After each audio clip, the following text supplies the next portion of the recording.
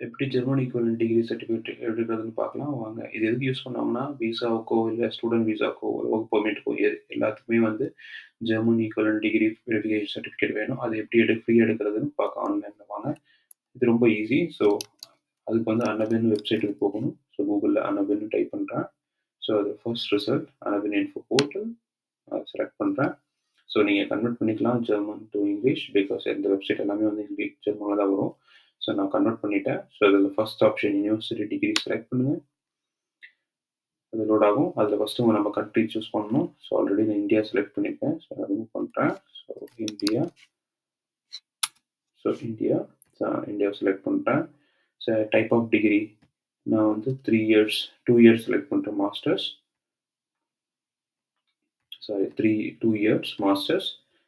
அப்புறம் அந்த field of study வந்து கம்ப்யூட்டர் அப்ளிகேஷன் செலக்ட் பண்றேன். இப்போ வந்துருச்சு கீழ பார்த்தீங்கன்னா ரிசல்ட்டு. ஸோ, அத ஜஸ்ட் கிளிக் பண்ணுங்க. ஸோ, உங்களுக்கு இந்த மாரி ஒரு பாப்பப் வரும். நம்ம டிகிரியோட டீட்டெயில் எல்லாமே இருக்கும். ஸோ, இது ஜஸ்ட் பிரிண்ட் அவுட் எடுத்துக்கோங்க. Just print. சேவ் பண்ணிக்கோங்க பிடிஎஃப்ப. பாப்பப் கேட்கும். ஜஸ்ட் சேவ் பண்ணிக்கோங்க. இத பிரிண்ட் குடுத்தீங்கன்னா முடிஞ்சுச்சு. இவ்வளோதான். தேங்க் யூ ஃபார் வாட்சிங்.